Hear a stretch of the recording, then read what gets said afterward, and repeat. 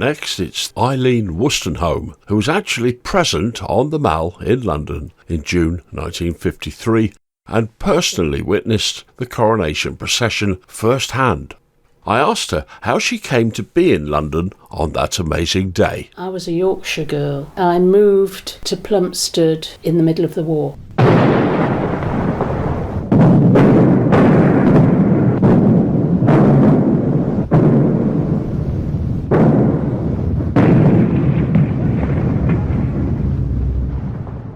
The house opposite was totally annihilated. All our windows went. Obviously got vivid memories of that. I have, because we were frightened, you see. And when my grandfather, because I was with my grandmother and grandfather at the time, used to stand at the air raid shelter door and listen for the doodlebugs.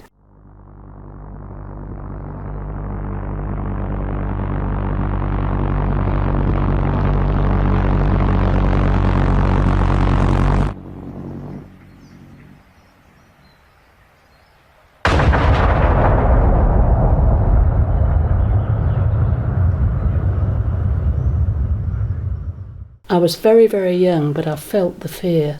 I would be about 4, I suppose, 4 or 5. I was put on the train with my identity disc. My mother couldn't travel with me.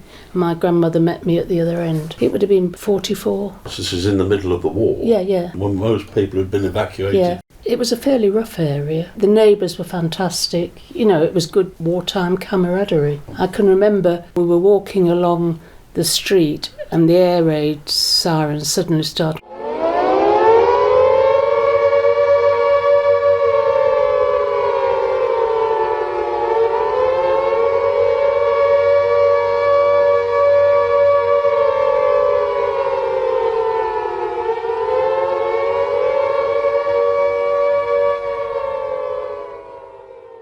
We had to lie down on the pavement because there was no shelter nearby. I remember that. But it was the fear of the adults I remember more than anything. And we used to sometimes, in the middle of winter, just shelter under the table. Now, what can you actually remember about Coronation Day? I was nearly 13 years old and had been called to the headmistress's office. I nervously tapped on her door, wondering what I'd done wrong. To my delight, however, she said I'd been selected to represent the school to stand on the Mall and watch the coronation. I was very privileged. Only one child had been chosen from each secondary school in the area, and there were many schools. My memories of that wonderful day are somewhat hazy, but here's what stands out in my mind. It was 5 a.m.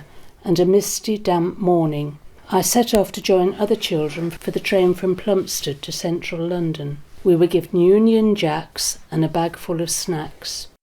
We had to be in situ very early, and it was a long, long wait, but there was great excitement in the air, and we practised cheering everyone who went down the Mall.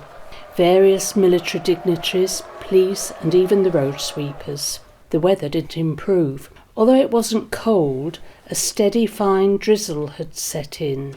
When at last the procession started, a great wave of cheering began. It seemed to go on for hours. One person who still stands out in my mind is the Queen of Tonga. In spite of the rain, she rode with her carriage hood down and had the broadest smile, acknowledging our cheers and clearly enjoying herself. Of course, the crescendo of cheering heralded the arrival of Queen Elizabeth herself.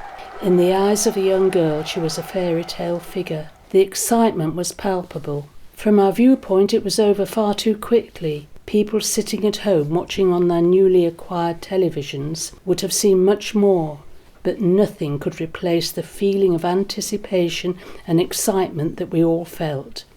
We were actually there at the time. We all had to write an account of what we'd seen. I can't remember what I wrote, but it won first prize and I got free tickets to a pantomime.